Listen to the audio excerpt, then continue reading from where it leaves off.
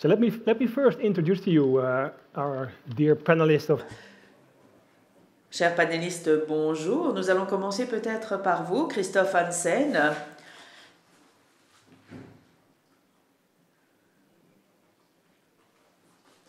Vous êtes intervenu en tant que conseiller sur les questions environnementales, notamment, et puis vous avez travaillé pour la représentation du Luxembourg auprès de l'Union européenne. Alors, Monsieur Hansen, vous avez contribué à la préparation de la présidence luxembourgeoise en 2015. Vous avez créé le Bureau des affaires européennes à Bruxelles, à la Chambre de commerce de Luxembourg. Vous avez également été député. À partir de septembre 2018, vous avez assumé votre rôle en tant qu'eurodéputé. Vous avez participé à différentes commissions, notamment du commerce international, de l'environnement, de la santé publique et de la sécurité alimentaire. Michael Pilke, eh bien, vous avez commencé à travailler pour une DG, vous l'avez quitté et puis vous y êtes revenu. Cela montre que, voilà, c'était là où finalement vos affinités se trouvaient. Vous êtes ensuite passé à la politique de marché, vous avez été chargé de mission dans différentes unités, notamment les unités responsables des marchés de la viande et des paiements directeurs. Et puis, Monsieur Pilk, vous avez également été impliqué dans le programme du développement rural pour la Bulgarie, la Croatie, la Pologne et la Slovénie. Et je suis sûre que vous aurez énormément de choses à nous dire. Et enfin, Béatrice Moreau, bienvenue à vous, praticienne également. J'ai lu votre biographie et vous vouliez tout d'abord enseigner.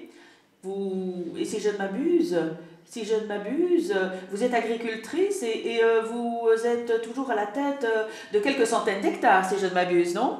Vous avez été présidente des jeunes agriculteurs de la Marne. Vous avez également été membre de la FIVEA. Alors, on a beaucoup parlé de la formation et de l'éducation. Ce sera assez intéressant de vous entendre parler de ces sujets. Et en juin 2021, vous avez été élu président de la Chambre d'agriculture de la Marne. Vous avez été élu conseiller régional de la région Grand Est et vous êtes devenue vice-présidente chargée de l'agriculture, de la viticulture et de la forêt en janvier 2023. Ensuite, nous avons Dirk Jacobs.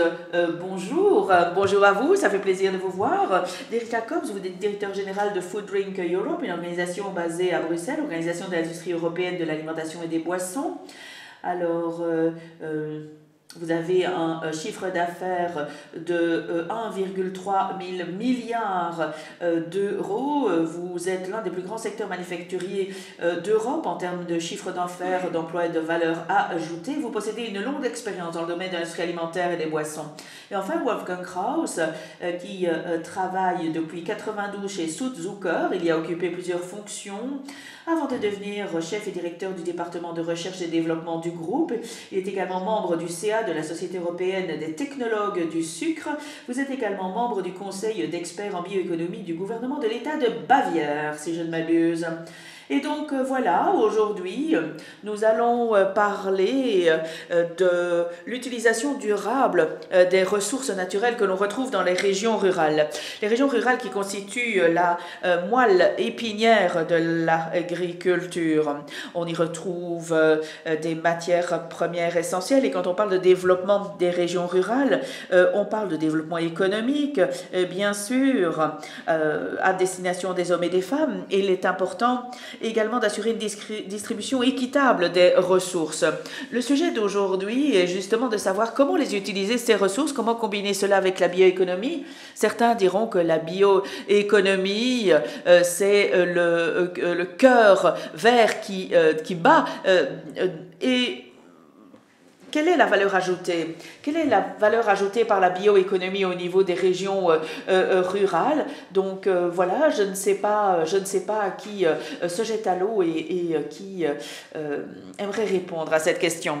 Non, personne ne désire répondre. Je donne peut-être la parole à la salle. Je vais prendre la parole en premier. Alors, quelle est la valeur ajoutée de la bioéconomie pour nos zones rurales? Eh bien, c'est simplement une première phrase, se dire que l'on peut sortir de l'énergie fossile et de tout ce qui est produit à partir du carbone fossile, et se dire qu'on utilise le carbone d'origine biologique, donc la biomasse, pour produire de l'alimentation, produire de l'énergie, produire des matériaux, produire des fibres. Donc c'est ça, cette première valeur ajoutée de la bioéconomie sur nos zones rurales. Ça donne aussi une certaine fierté, je pense, à tous ceux qui produisent cette biomasse, donc nos producteurs, nos agriculteurs, puisque c'est aussi ça. Ça, l'intérêt, c'est de se dire, les rendons fiers de leur métier, et donc de savoir utiliser la biomasse, de produire une biomasse à partir d'une autre biomasse aussi, quand on parle de bio-intrants, d'intrants d'origine biomasse, donc qui est une première marche vers l'agriculture biologique, et donc de savoir qu'il y a des entreprises sur nos territoires qui savent transformer cette biomasse pour donner des matériaux. Je vous donne un exemple, le chanvre. En Grand Est, on a tout un pôle autour du chanvre qui développe tous les produits issus du chanvre et qui utilise la plante entière, la fibre végétale. J'aurais une question. Vous nous avez dit qu'ils doivent être fiers de ce qu'ils produisent. Mais comment y parvenir? Comment les rendre fiers? Ce serait la question que je vous pose, parce qu'au final, on parle de chiffre d'affaires, on parle de montée en puissance, de mise à l'échelle, on parle de masse critique dont on a besoin pour assurer la mise sur le marché. Comment y parvenir? Et puis ensuite, dans un deuxième temps, nous aurons l'occasion de revenir sur les détails.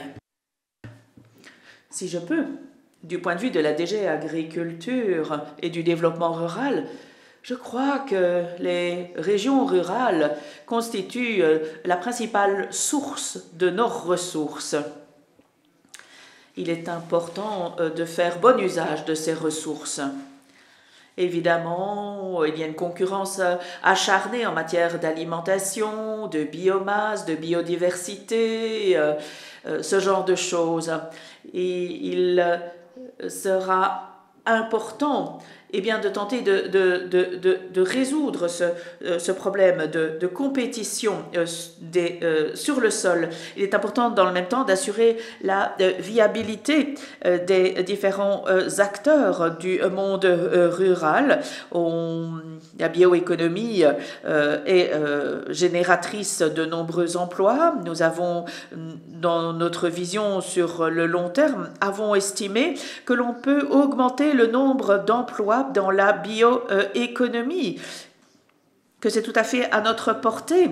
La bioéconomie, eh bien, c'est un élément de notre stratégie. L'objectif étant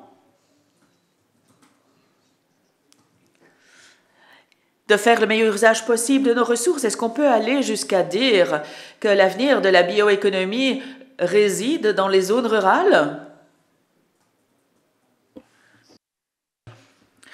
Je pourrais peut-être revenir à ce qui a déjà été dit. Je crois que parfois nous commettons l'erreur de penser en silo. La bioéconomie, on met la bioéconomie d'un côté et de l'autre, on a les autres pans de l'économie. Nous en arrivons à la conclusion que, l'un ne va pas sans l'autre et il est important de dégager des synergies. Je pourrais peut-être vous donner des exemples. Au Luxembourg, nous avons des producteurs de peinture qui, a viré à la peinture bio, grâce à une collaboration avec des agriculteurs. Ils produisent du lin. Doublement bénéfique parce que pour l'agriculteur, la valeur ajoutée est plus grande que s'il faisait par exemple du blé. Et en même temps, c'est une ressource durable que le producteur de la peinture ne doit pas importer. Ça rend aussi nos bâtiments, en fin de compte, beaucoup plus durables et mieux pour la santé humaine. Donc c'est sur ces axes-là, je pense qu'il faut réfléchir. Je pense que pour maintenir aussi de l'emploi dans les zones rurales, évidemment, c'est crucial. Et il faut aussi sortir un peu du dogme qu'on avait à l'époque, qu'on doit faire beaucoup d'une même culture, et je pense qu'on doit revenir un peu en arrière, que pas tous les agriculteurs fassent la même chose à une échelle immense, mais que les petites productions parfois sont plus bénéfiques. Un autre exemple, j'ai récemment parlé avec un jeune agriculteur au Luxembourg qui s'est maintenant axé sur la production du quinoa, quelque chose que normalement on importe beaucoup. Le quinoa, par contre, c'est une culture qui est assez résistante, qui est aussi résistante, par exemple, aux sécheresses qu'on connaît de plus en plus dans ces temps-ci. Et à nouveau, la valeur ajoutée de cette production est beaucoup supérieure à celle d'une culture plus classique.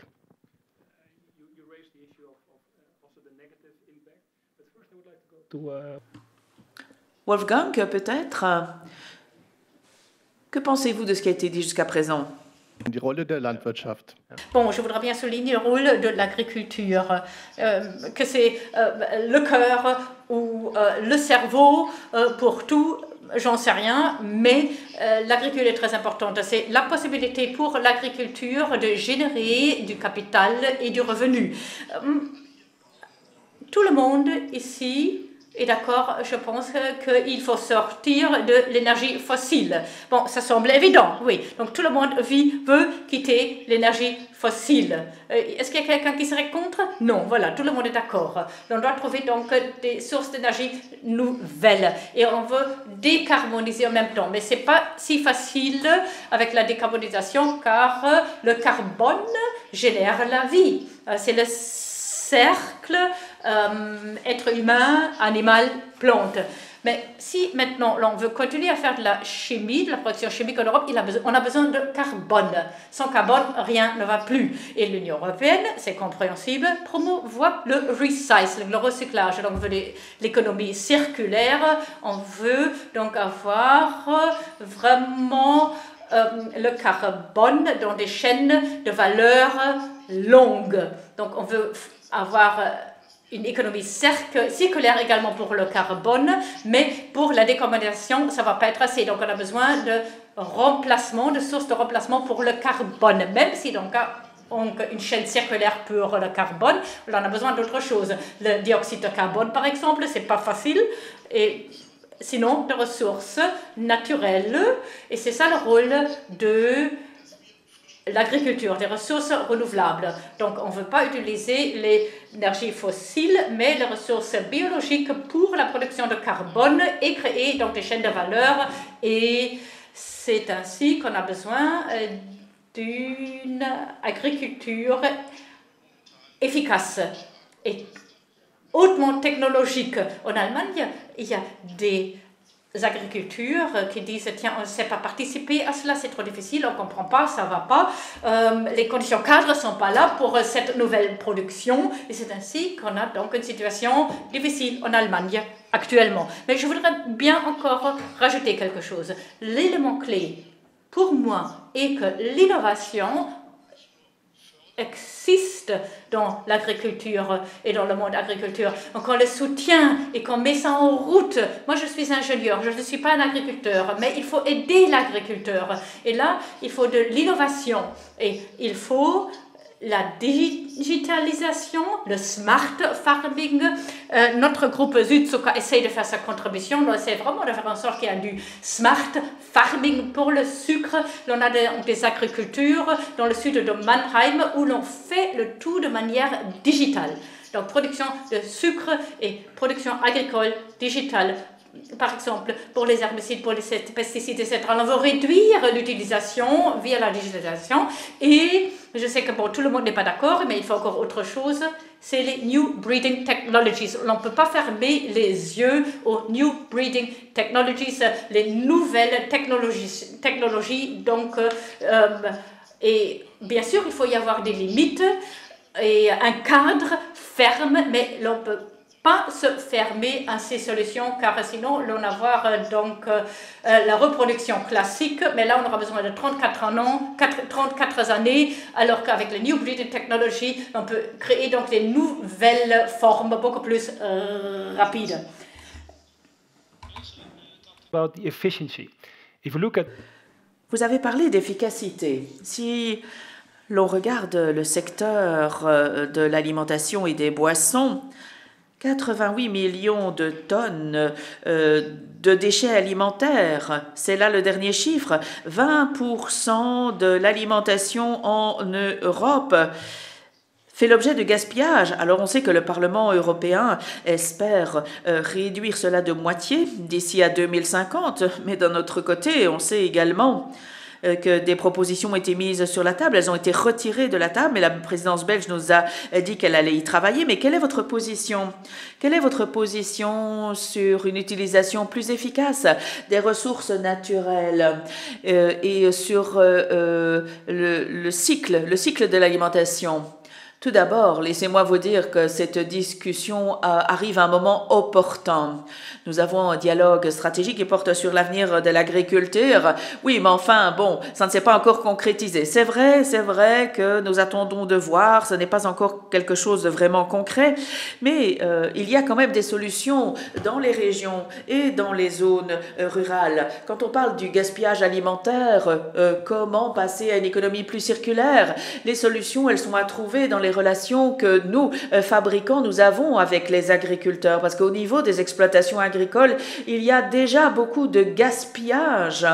Et on peut remédier à cela par le biais de la technologie, par le biais de la digitalisation. Il y a des solutions qui sont présentes avec les nouvelles techniques génomiques, les nouvelles techniques d'élevage. Il est important que les agriculteurs puissent s'approprier ces solutions. Mais à notre niveau, en tant qu'industrie, nous sommes spécialisés dans la production alimentaire. Il est important de rendre cette production la plus efficace possible. Il est important d'utiliser des économies d'échelle et il est important d'éviter tout gaspillage. Et si on gaspille, eh bien, on ne parlera pas de gaspillage, mais il est important de valoriser ces déchets. Et on connaît ces brasseurs qui utilisent la paille qui n'est pas utilisée dans leurs activités brassicoles et qui l'utilisent dans les emballages. Oui, c'est ce qui se fait dans la région bruxelloise. Oui, tout à fait, la bioéconomie a un immense potentiel et peut apporter sa contribution à l'économie circulaire et rendre notre production plus efficace. C'est là le genre de discussion qu'il nous faut absolument avoir au niveau de tous les maillons de la chaîne. 70% de la production agricole va dans la transformation et puis ensuite dans la distribution, dans les services alimentaires. Plutôt que de considérer cela de manière isolée, dès le début, il faut se poser la question de savoir, oui, mais comment? Donc, ça veut dire que nous avons besoin d'une approche la plus holistique possible. Oui, tout à fait. Béatrice, vous vouliez intervenir?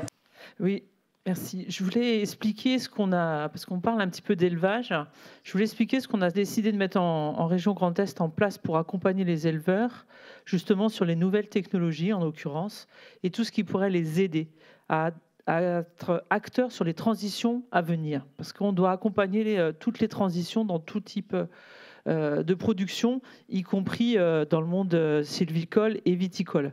Et donc sur l'élevage, on a mis en place une stratégie qu'on a votée au mois de novembre 2023 qui s'appelle Ambition éleveur, pour avoir des éleveurs sur nos territoires. Éleveur, ça veut dire source de biodiversité, ça veut dire source de bio-engrais sur les territoires, ça veut dire aussi source d'alimentation, aussi, in fine, et ça veut dire aussi source d'énergie possible. Parce qu'un éleveur, il a des effluents d'élevage, soit ils partent en engrais, soit ils partent en énergie, et on peut le faire sur la ferme. Et donc toutes ces technologies nouvelles doivent être aussi à disposition des éleveurs, et c'est aussi le challenge qu'on veut mettre en place de manière collective, pas uniquement à la région, mais avec des acteurs économiques du territoire, des agences de l'eau aussi qui peuvent accompagner, donc des acteurs économiques qui peuvent avoir des experts qui viennent expliquer tout ce qui peut être à disposition et le numérique y compris et notamment parce que ça fait partie du challenge de demain, d'avoir du numérique au service de l'innovation et de la transition dans les exploitations. Donc on est tous sur la même longueur d'onde, je pense. Il faut juste qu'on mette les tuyaux les uns au bout des autres pour que ça se passe bien, en fait. Everything together. You just raised an issue. Oui, tout rassemblé. Vous venez de parler des bio-engrais. Si on utilise des engrais d'énergie fossile, des engrais azotés, ou ce qui est encore beaucoup le cas, eh bien, vous créez un système linéaire. Même avant l'utilisation des fertilisants basés sur des énergies fossiles, des ressources fossiles, eh bien, on utilisait déjà d'autres ressources, par exemple des algues. Alors, comment est-ce qu'on arrive à changer ces modèles pour migrer vers une utilisation plus durable des engrais? Alors, c'est quelque chose qui a lieu déjà. C'est quelque chose qu'il faut faire découvrir, et c'est pour ça qu'on met en place aussi ce qu'on appelle des fermes démonstrateurs. Donc sur toute la région Grand Est, on va avoir 60 fermes démonstrateurs, c'est-à-dire que ce sont des exploitations où on va essayer d'aller le plus loin possible dans l'utilisation du numérique, le plus loin possible dans les économies d'eau, le plus loin possible dans la production d'énergie, pourquoi pas, le plus loin possible aussi dans toute la transition écologique, donc dans le changement de pratique, donc dans la réflexion autour de comment je fais pour émettre le moins de gaz à effet de serre. Donc c'est des fermes démonstrateurs, ça va être 60 modèles différents sur le Grand Est, puisqu'on aura de l'élevage de volailles, l'élevage de porc, l'élevage de bovins, viande ou de lait. On en aura purement en céréales, des jeunes, des moins jeunes, des qui ont déjà des avancées, des qui sont vraiment au tout début de la réflexion. Et c'est des fermes où on veut que les agriculteurs viennent regarder ce qui est possible. C'est de dire, ben là, je peux prendre l'exemple qui est réussi chez mon collègue et je peux le ramener chez moi. Donc c'est de se dire, on a des fermes de démonstration, ce n'est pas des élites, ce n'est pas des pilotes, ce n'est pas nécessairement le modèle unique à reproduire, mais c'est des fermes de démonstration. C'est ce qu'on appelle la massification, et c'est le plus gros challenge qu'on a tous, c'est de dire, là, ça fonctionne, essayons de le transposer ailleurs. Okay. Et en fait, c'est collectivement qu'on réussira, que ce soit dans le monde agricole, mais dans le monde viticole et dans le monde sylvicole, c'est la même question. C'est comment on réussit à transposer les bonnes pratiques d'un endroit à un autre. Et ça permettra d'aller dans les trajectoires qui sont données sur les stratégies nationales bas carbone en France, sur le Green Deal européen. Ça permettra de dire on réussit à être dans l'objectif et on est en mode projet. C'est le plus difficile à être pour le monde agricole, c'est de se mettre en mode projet par rapport à une injonction qui est face à nous. Just to make the linkage, of course, with the European agenda. Si on vous parle de l'agenda européen, nous avons les objectifs 2022, comme nous l'avons expliqué. En 2012, il y avait la première communication par rapport à l'innovation pour la croissance. C'était une réussite majeure, car 5 DG avaient signé le document. Quel est votre point de vue? Car nous avons besoin d'une stratégie globale de la Commission pour avancer ces thèmes, pour changer d'échelle. Quelle est votre opinion par rapport à ça? Alors, tout d'abord, je pense que nous pouvons identifier des situations de gagnant-gagnant au sein de la bioéconomie et de la politique agricole. Donc, la PAC peut soutenir la bioéconomie depuis longtemps déjà, et cela permet la création d'une bioéconomie durable. C'est l'un des objectifs spécifiques de la PAC, en fait. Nous avons noté que les États membres ont adapté leur plan pour tenir compte du développement de la bioéconomie. La stratégie pour la bioéconomie soutient ce mouvement. Plus cette stratégie se développe, eh bien, plus il y aura d'États, de régions qui établiront leur propre stratégie. Et ce sont des outils importants de lier la PAC avec ces stratégies. Mais est-ce que vous voyez ça comme un objectif séparé ou est-ce que cela fait partie de l'objectif pour l'économie circulaire? Est-ce qu'on doit plus se concentrer sur l'économie circulaire, par exemple? C'est-à-dire utiliser des flux de résidus, de déchets, de fermer la boucle, en fait. Alors, j'émane de la politique agricole, et donc on constate les deux dynamiques, on voit ce qui se passe sur le terrain, et nous soutenons ces projets. Et comme cela a été dit, nous devons rassembler les agriculteurs et l'industrie. C'est un instrument à notre disposition, c'est d'arriver à des partenariats. Lorsque les fermiers développent des solutions conjointement avec des scientifiques, par exemple pour réduire les déchets plastiques dans l'agriculture,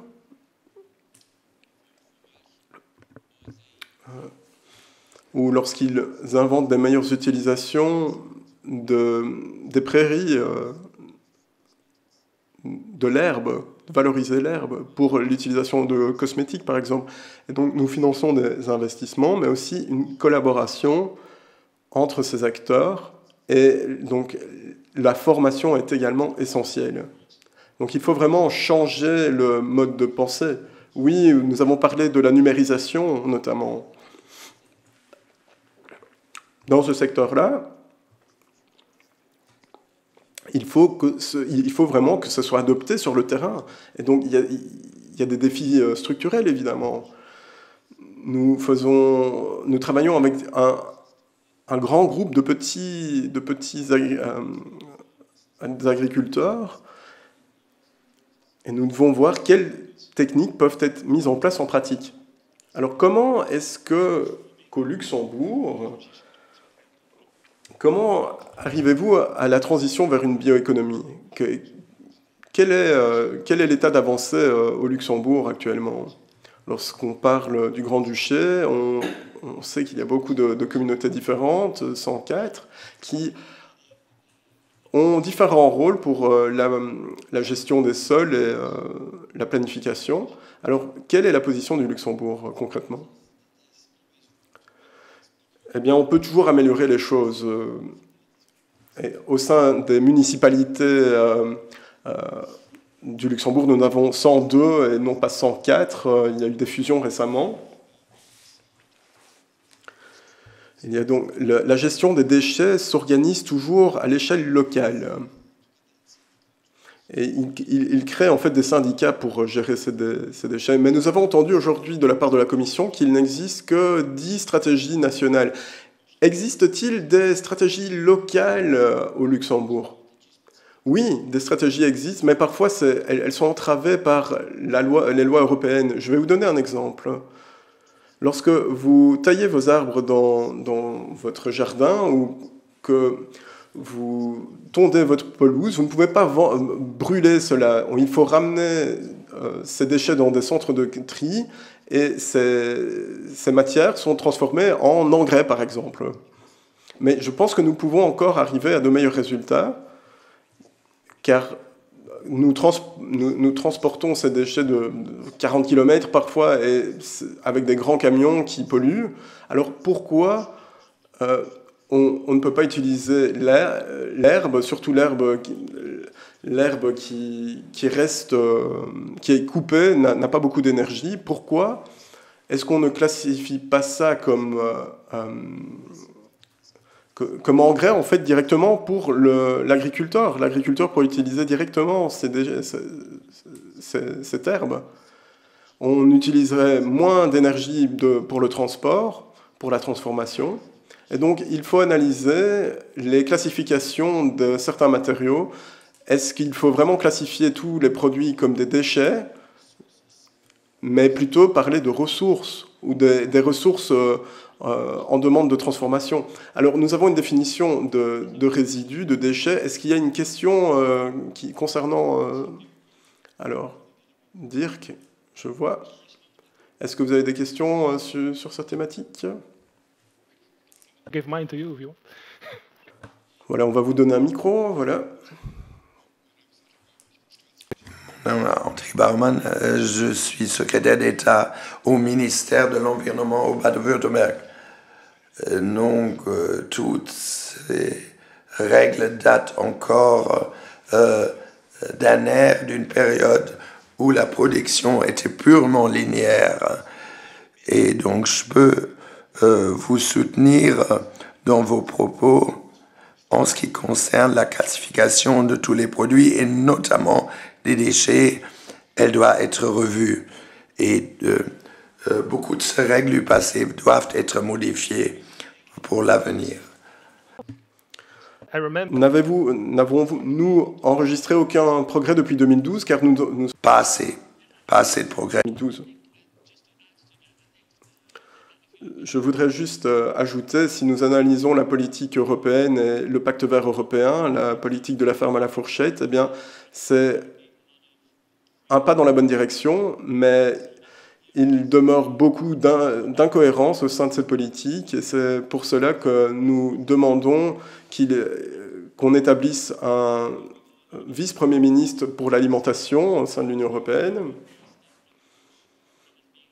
car il nous faut une approche plus globale. Mais ce ne sont pas juste les règlements qui posent problème, ce sont aussi les investissements. Nous voulons voir quel est le coût de la transition vers les pratiques durables pour un fermier, pour un agriculteur. Au cours de la première année de transition, pour amener les premières étapes, il faut entre 28 et 35 millions d'euros. Est-ce que c'est faisable pour une petite exploitation? Bon, ça c'est l'autre aspect. Il y a beaucoup de très petites fermes qui ne possèdent pas les connaissances, les capacités, et cela crée des manifestations comme on les voit actuellement. Les fermiers se sentent démunis. Si nous voulons entamer cette nouvelle étape, ça fait partie du mandat des institutions européennes, eh bien nous devons voir comment nous pouvons permettre aux agriculteurs, ainsi qu'au reste de la chaîne de valeur, d'entreprendre les investissements nécessaires pour arriver aux résultats que nous attendons. Vous l'avez dit très justement, nous traversons une situation où le pacte vert européen n'est peut-être pas aussi haut sur la feuille des priorités qu'il y a quelques années. Lorsqu'on voit le mouvement en Allemagne, le mouvement agricole ou le mouvement aux Pays-Bas, eh bien, nous avons besoin d'une position ferme de la part de la Commission européenne. C'est une question que j'aimerais soumettre à Michael. Donc, la bioéconomie existe depuis 2018 ou 2012, depuis le rapport sur le progrès, où il y a eu le développement de plusieurs stratégies jusqu'à présent, des investissements privés qui ont été dirigés vers ce secteur. Il y a également un renforcement de la zone d'Europe centrale et de l'Est. Quelles sont les prochaines étapes? Quel est votre avis sur cette question? Je pense que vous avez le point de vue de la DG Agriculture, mais il y a beaucoup d'autres directions générales qui sont impliquées dans le processus. Comment arriver à une approche plus intégrée? Alors, tout d'abord, la mise en œuvre de cette stratégie est en cours. Et nous devons aussi mesurer ce que nous avons atteint jusqu'à présent, ce qui a été réalisé. Et maintenant, nous attendons un nouveau mandat politique, donc je ne peux pas décider pour la prochaine commission, mais peut-être partager quelques réflexions. Oui, comme Peter l'a indiqué, nous travaillons très étroitement ensemble.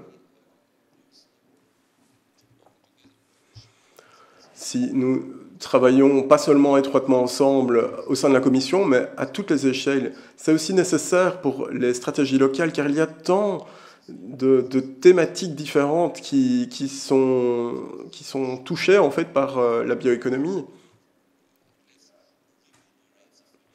Il faut aussi parler de ces personnes qui rémunèrent les agriculteurs. Il ne faut pas oublier que les produits ces produits importants ces produits qui nous permettent de mieux utiliser nos ressources, eh bien, ces produits ne sont produits qu'à travers l'aide publique. Nous avons besoin d'une plus grande rémunération de la part du marché, et pour cela, il faut que les acteurs au sein du marché agissent. Alors, quelle est, selon vous, l'implication des différents territoires, des différents niveaux? Béatrice, selon vous, nous avons l'ambition 2030, qui est un exemple très clair de la manière de créer des groupes de travail conjoints avec les fermiers et les autres parties prenantes. Pouvez-vous nous faire part de la manière dont vous avez développé ce projet et comment cela peut contribuer à la bioéconomie au niveau local, et peut-être partager avec notre public quels sont les éléments clés pour permettre à cette stratégie d'être une réussite? Vision 2030, c'est la feuille de route de la région Grand Est sur le versant agriculture et bioéconomie, que je partage avec mon collègue Philippe Mangin qui est présent aujourd'hui. Ambition 2030, 4 lignes. Souveraineté alimentaire, ce qui veut dire sécurité alimentaire, parce que souveraineté alimentaire, c'est le ministère de l'Agriculture en France. Donc, sécurité alimentaire pour parler quantité alimentation, mais aussi qualité alimentation. Souveraineté énergétique, donc ça veut dire qu'on veut être une région à énergie positive en 2050. Donc, il faut qu'on travaille en ce sens pour faire en sorte qu'il y ait de la production d'énergie sur notre territoire. Le 4e volet, c'est la santé des sols, de l'air et de l'eau. Ça veut dire qu'il faut qu'on mette en place un accompagnement dans les territoires pour réussir ce triptyque qui permet la production, évidemment, d'une alimentation et autre chose sur notre territoire. Le 4e versant de Ambition 2030, c'est être source de bioproduits et donc d'aller chercher la valeur à travers les bioproduits. And what is the role of the region? Quel est le rôle de la région? Est-ce que la région est un intermédiaire? Est-ce que vous êtes la force motrice pour rassembler les parties prenantes? Quel est votre rôle? C'est exactement ça. C'est d'être l'animateur, l'organisateur d'un collectif, mais c'est aussi, parce qu'on est autorité de gestion des fonds européens, c'est orienter ces fonds européens pour qu'ils réussissent à mettre en place aussi cette stratégie. C'est-à-dire que le FEADER a été travaillé pour qu'il accompagne toutes les transitions dans cette orientation sur la santé de l'air et de l'eau, par exemple, que j'évoquais tout à l'heure. C'est travailler pour que, les dessertes forestières, très précisément, par exemple, dans les fonds européens, c'est quelque chose qui est travaillé pour que les dessertes forestières servent à lier 3 choses: l'accessibilité de la matière, la production de la matière, donc de la biomasse, et l'utilisation et la valorisation de cette biomasse. Et puis le dernier aspect qui est très nouveau pour nous, mais c'est la sécurisation pour que les pompiers accèdent en cas de feu de forêt. Voilà, par exemple, très concrètement, et ça c'est notre job à nous, en tant que région, à travers notre feuille de route, Ambition 2030, à travers l'ensemble des collectifs qu'on peut aller chercher, que ça soit essayer au maximum d'appliquer les choses et de réussir ce challenge, en tout cas jusqu'à la fin de notre mandat, et plus loin si on est encore réélu. Wolfgang, question, because I think Südzucker is involved in... Donc Südzucker fait partie de plusieurs projets. Vous avez comme ambition de créer un secteur durable du sucre. Comment travaillez-vous avec un centre de recherche pour collecter les données et reprendre toutes ces informations que vous avez à travers vos rapports avec les agriculteurs directs, par exemple? Comment voyez-vous le développement de votre plateforme d'innovation? Qu'en est-il selon vous? C'est toute une série de questions. Je vais essayer donc de répondre en tant que Südzucker. Nous, en tant que groupe Südzucker, nous voulons aider des start-up. On veut travailler avec des start-up, coopérer, pas les posséder. On veut les coopérer pour créer des nouvelles possibilités de business. Nous ne pouvons pas tout faire nous-mêmes en tant que Südzucker, ça prend trop de temps, il y a beaucoup d'idées qui existent et donc on veut favoriser les start-up et les soutenir dans différents secteurs. Et c'est ainsi que nous sommes actifs avec différentes start-up déjà, on travaille déjà ensemble.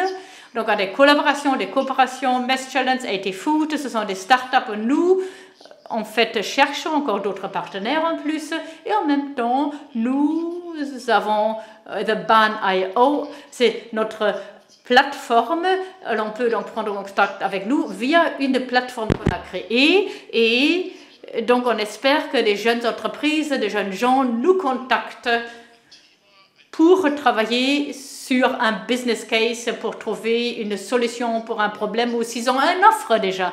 Donc, on veut coopérer. Comme vous l'avez dit, ça coûte très cher pour une PME, pour un petit agriculteur, d'avoir des idées, d'investir dans l'innovation et la recherche. En réalisant des partenariats avec les entrepreneurs et les startups, les jeunes pousses, comment soutenez-vous un certain niveau d'innovation? Comment créez-vous de la valeur ajoutée? Bon, cela dépend.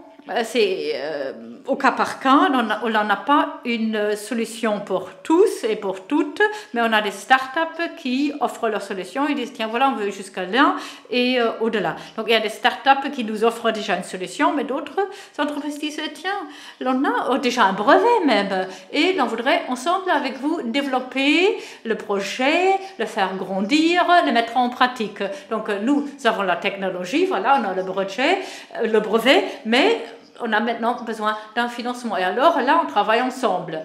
Et ensemble, ça veut dire vraiment ensemble. Donc, il y a une protection de brevet, c'est très important. C'est ça ce qu'apporte un start-up. Mais bon, il faut donc protéger les brevets.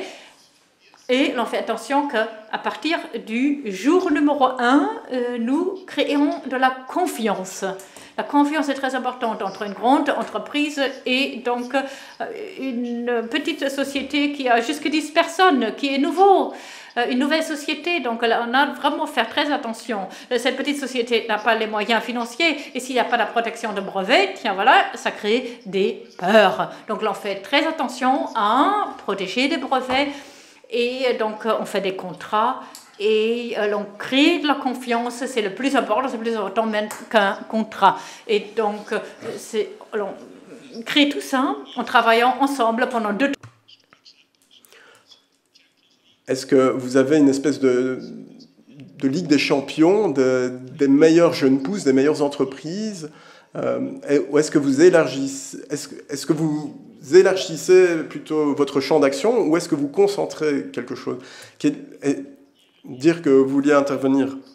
Oui, du point de vue d'un secteur entier, je voudrais juste dire, il s'agit de 2 mots, le dérisque, réduire les risques donc.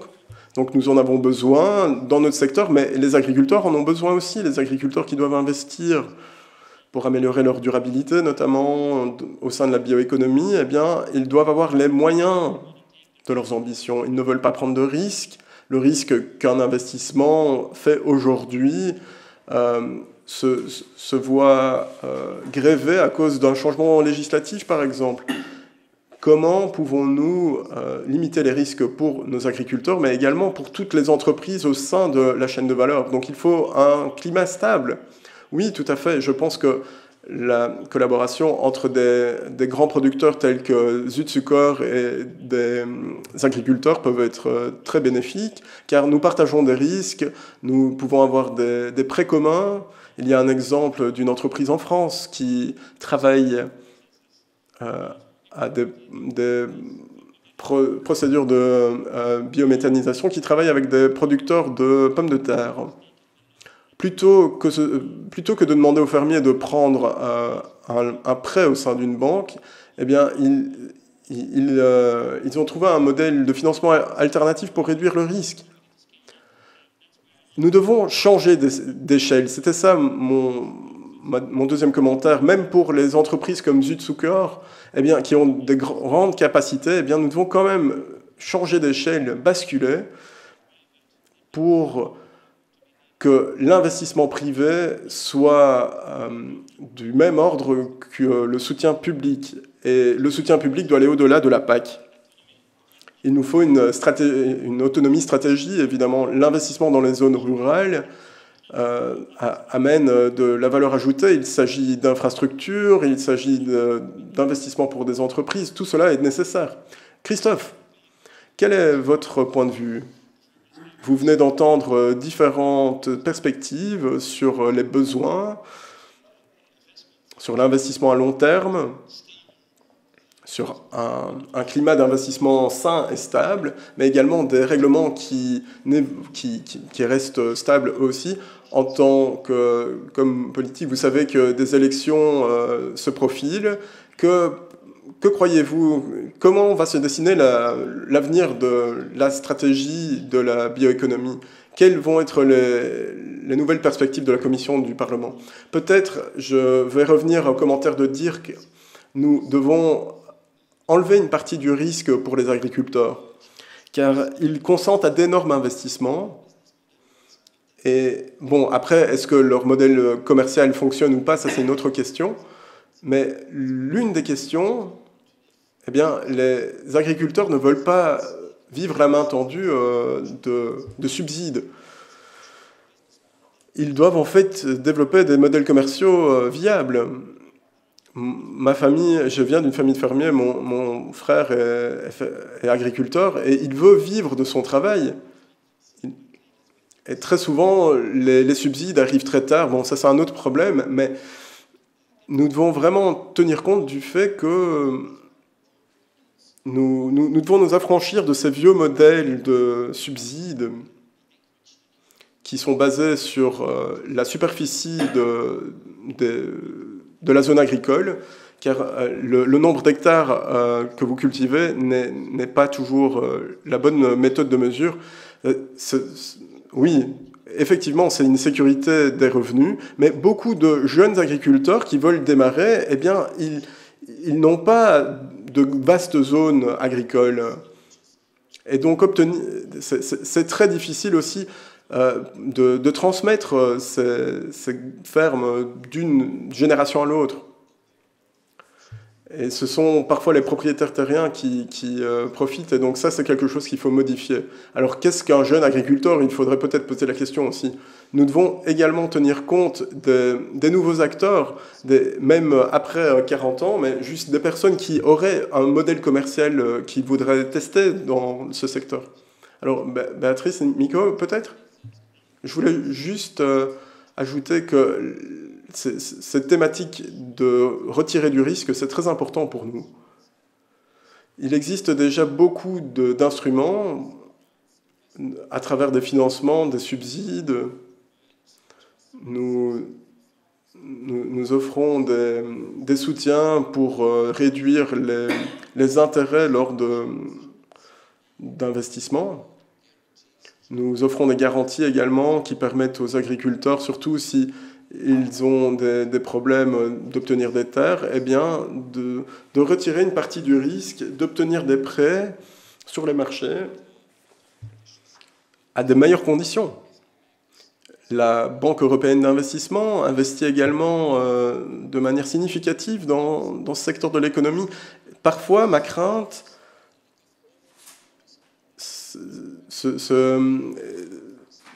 en fait, est qu'on ne mesure pas très bien les mesures qui existent déjà, car il y a déjà beaucoup d'outils à notre disposition.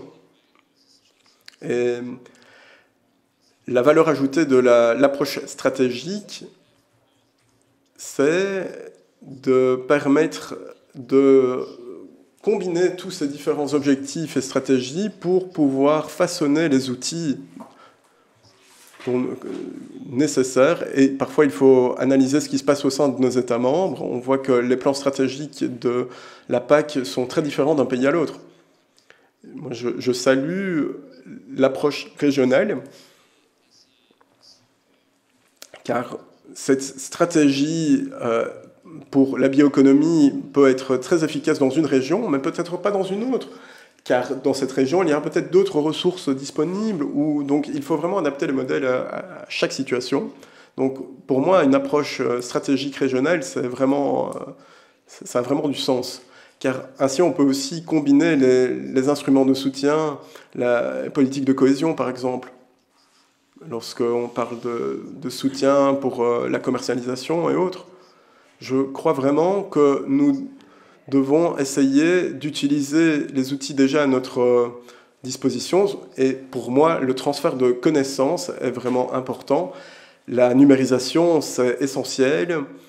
Mais le transfert de ce qui est connu au sein de la recherche académique et la transmission vers le terrain, ça nous permettra d'atteindre déjà beaucoup de nos objectifs. On n'arrivera peut-être pas à 100% de nos objectifs, mais si on passe déjà de 50 à 95% de nos objectifs, c'est pas mal. Alors, je voudrais m'attarder un moment sur ce qui se passe, sur les mesures qui sont déjà menées, mais est-ce qu'on sait où on peut trouver les informations? Existe-t-il un guichet unique pour nos agriculteurs? Est-ce qu'il ne nous faudrait pas un monsieur ou une madame bioéconomie au sein de la prochaine commission? Alors peut-être pouvez-vous nous en dire un peu plus sur les opportunités, car il y a tant de différents secteurs de disciplines. Est-ce qu'on a vraiment une approche intégrée? Pouvons-nous combiner les différents outils de financement du point de vue de l'économie régionale, du fonds de cohésion?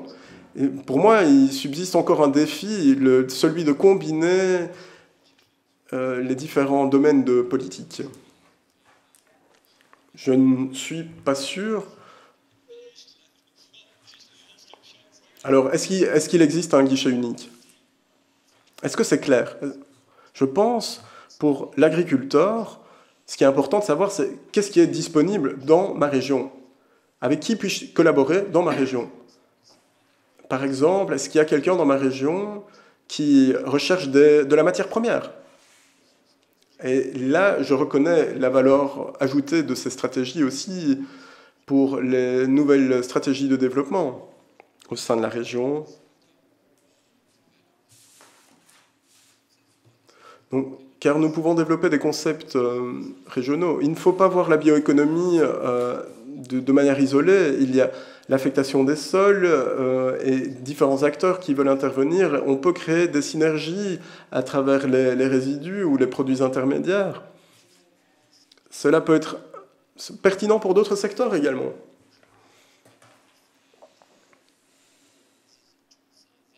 Je pense que les outils existent. Les outils de soutien existent également. Et ici, je en parlais avec ma voisine. Ce qu'elle a déjà expliqué, c'est la manière dont on peut vraiment appliquer ces outils. Il faut adopter ce type d'approche politique. Je pense que c'est ça l'avenir. Merci, Mickaël. Vous dire que, effectivement, les régions sont un élément d'interface. C'est-à-dire que Christophe Clément, tout à l'heure, vous a dit, en région Grand Est, on a posé sur le tapis plusieurs contrats de filière, donc plusieurs actions où on essaye d'être l'interface entre le niveau européen, où on sait où on peut aller chercher l'accompagnement, conseiller les acteurs, et puis le terrain sur lequel on a envie que notre envie et notre volonté politique se mettent en place. Et la stratégie bioéconomie est un des piliers pour la région Grand Est de toute sa stratégie de développement économique.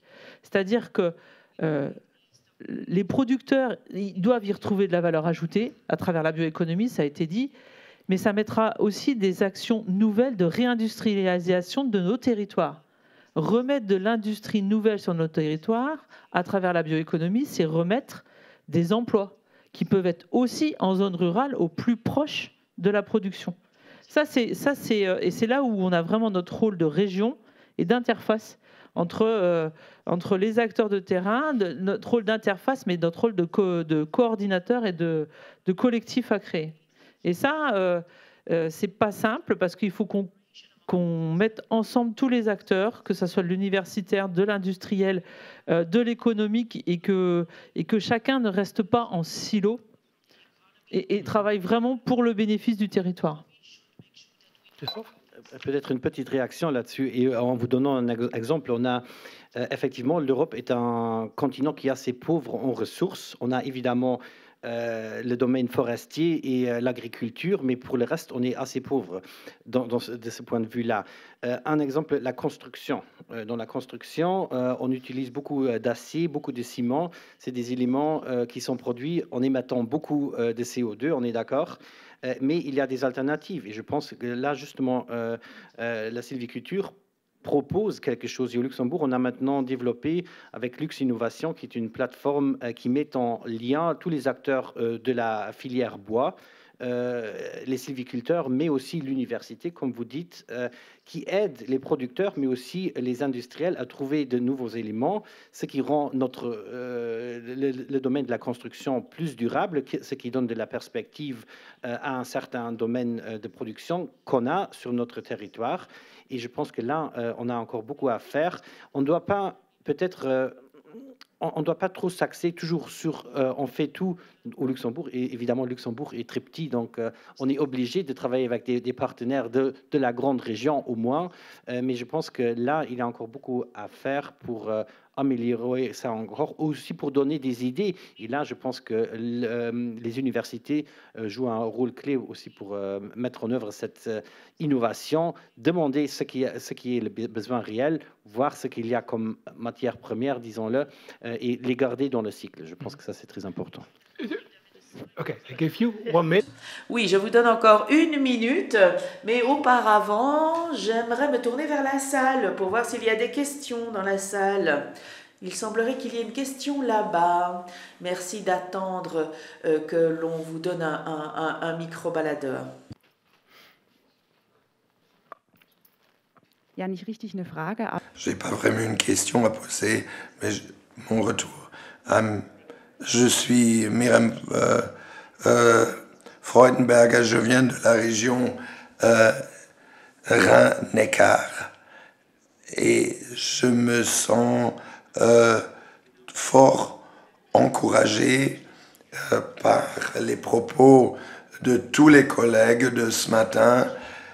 Nous sommes en train d'élaborer maintenant une véritable stratégie régionale en faveur d'une bioéconomie, et nous le faisons en partenariat avec beaucoup d'autres régions dans notre voisinage, aussi de villes telles que Stuttgart, Heidelberg et autres.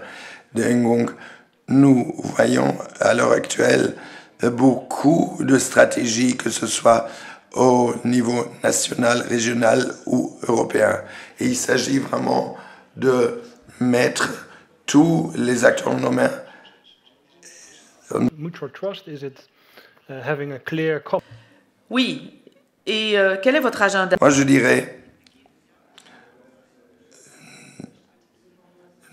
nous sommes en train de commencer à établir une telle stratégie bioéconomique, mais il faut aussi voir conjointement aux partenaires de la région quelles sont les ressources disponibles, ce qui nous permet de faire de claires propositions à tous les acteurs, qui peut faire quoi, qui peut aussi essayer de faire participer les nouvelles entreprises dites start-up, ce qui est très important parce que c'est cela qui permet de créer de la confiance.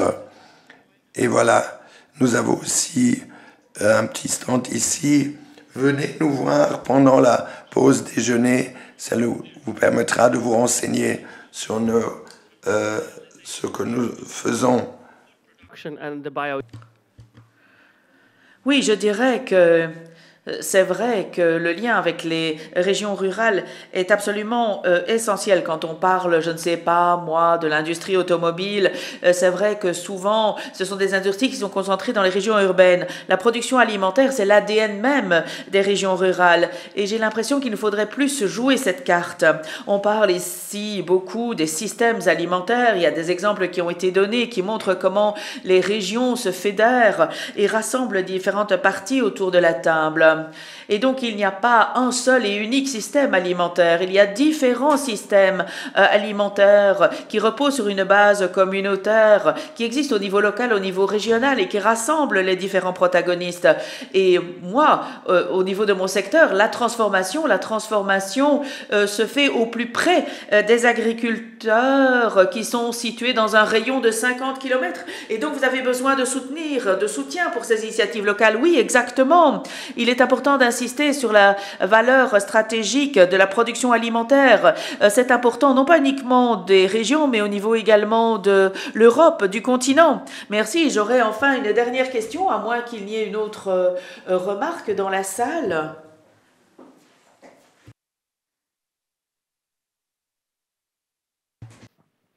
Bonjour à tous, merci beaucoup. Gaëtan Claes pour le Grand Est. Une question sur un sujet un peu sensible de ces derniers mois, quand on parle des liens entre environnement et questions agricoles. Il y avait la question des pesticides et des réflexions au niveau de certaines institutions européennes sur la possibilité de faire des catégories de production et d'avoir peut-être des réductions plus fortes de pesticides pour certaines catégories de production, et je pense notamment à la viticulture. Est-ce que, question à nos orateurs de l'échelon peut-être régional, Christophe Hansen, Béatrice Moreau, et peut-être aussi du côté de l'industrie, qu'est-ce que vous en pensez? Est-ce que vous croyez qu'il y a plus de potentiel de réduire vraiment dans ce secteur de la viticulture, qui est vraiment ancré sur le territoire, où il y a des productions très importantes? Est-ce que vous voyez là un potentiel ou plutôt un risque? What's the turning point here? Yeah. Alors, on a plusieurs essais en Grand Est de la part du monde viticole sur des cépages totalement résistants, c'est-à-dire qui n'utilisent aucun pesticide. Par contre, il y a un vrai décrochage sur le rendement. Et la qualité du vin derrière, notamment dans le monde du champagne.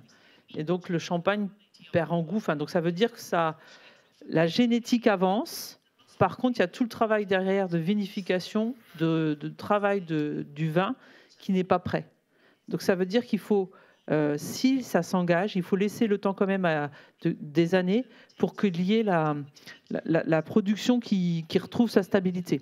C'est-à-dire qu'on ne peut pas trancher trop vite.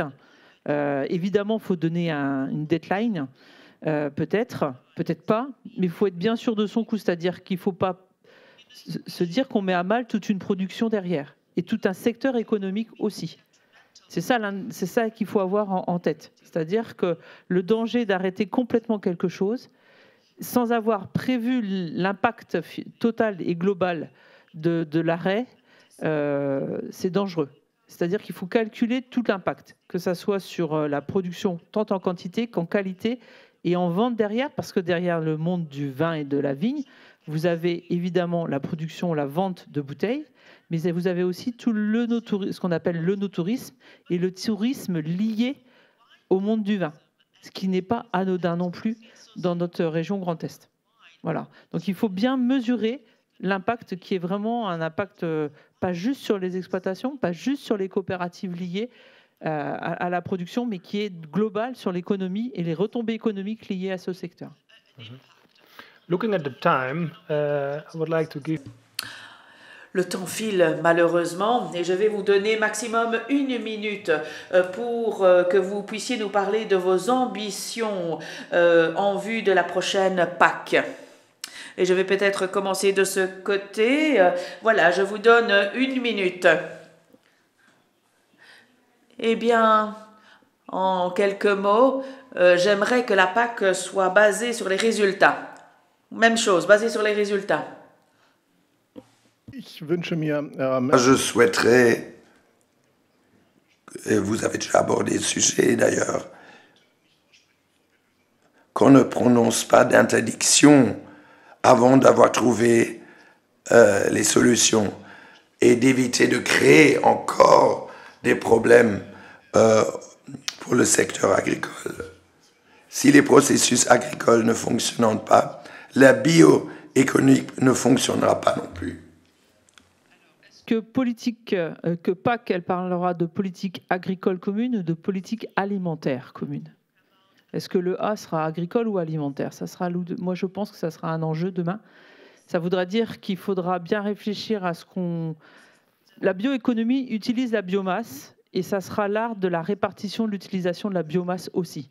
Entre l'alimentation, la production d'énergie, la production de matériaux, ça sera ça la PAC de demain, c'est comment on utilise bien cette biomasse et elle soit valorisée un maximum, sans oublier évidemment de donner envie d'entrer dans le métier, qui est une stratégie et par laquelle, je pense, la bioéconomie peut répondre. C'est-à-dire donner envie, je vous ai dit tout à l'heure, rendre fier le métier, et ben ça peut donner envie à travers de nouvelles perspectives de production, de nouvelles perspectives de transformation de la biomasse végétale.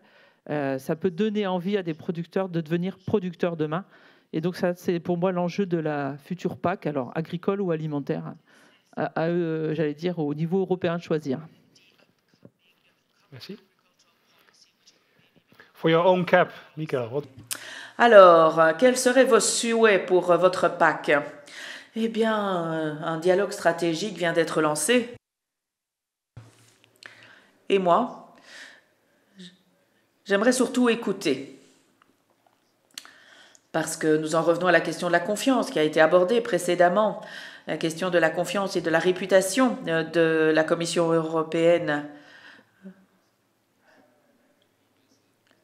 Nous avons toujours eu des processus qui nous ont permis de nouer un dialogue avec les secteurs. Nous menons des études d'impact, nous réalisons des sondages, nous organisons des conférences, des événements tels que celui-ci. Tout cela nous permet d'être à l'écoute. Et il est important de bénéficier du soutien des groupes du dialogue civil. Et je tiens à poursuivre ce processus. Ce n'est pas que je veuille éluder la question, mais je crois que il nous faudrait plutôt insister, plutôt que sur la vision, sur le dialogue que nous voulons mettre en place. Il y a des défis, certes, il nous faut relever ces défis. Alors la PAC doit être juste, elle doit être ciblée, elle doit être simple et elle doit pouvoir relever les défis tels que le climat, la biodiversité, les revenus, l'impact de la guerre en Ukraine. Ce ne sont très certainement pas les défis qui manquent. Et donc, voilà... J'attends énormément de ce dialogue et nous attendons de voir les propositions qui émaneront de la prochaine commission. Et ensuite, le processus démarrera. Alors, j'ai l'habitude d'entendre les gens dire « c'est vous qui décidez ». Non, c'est nous tous qui décidons. Ce n'est pas la commission, c'est le Parlement européen. Ce sont les États membres qui, ensemble, à l'issue de longues négociations, décidons de la prochaine PAC. On a tendance à l'oublier, mais c'est un processus qui est relativement long et inclusif. Et enfin, Christophe, pour le dernier commentaire. Also ich wünsche mir eine Landwirtschaft, die... Je vais également m'exprimer en allemand.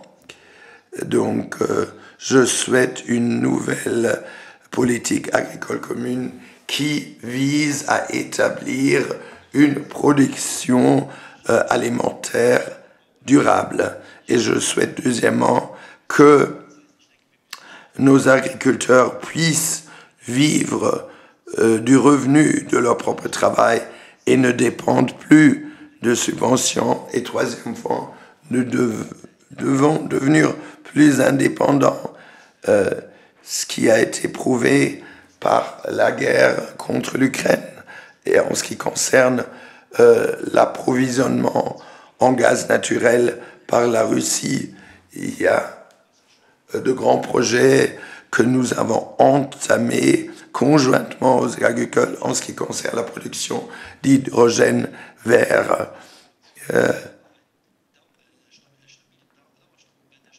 Ce qui nous permettra de remplacer certains carburants d'origine fossile, mais bon, pour pouvoir produire un hydrogène vert, il faut donc un approvisionnement continu d'électricité. Very good performance. Merci, merci. Vous pouvez vous applaudir et vous pouvez applaudir nos membres du panel. Ils s'en sont très très bien tirés et je crois que le moment est venu maintenant de donner la parole à Monsieur Jean-Claude Meyer qui nous fera part de ses remarques de conclusion à l'issue de cette matinée de travail. Merci beaucoup.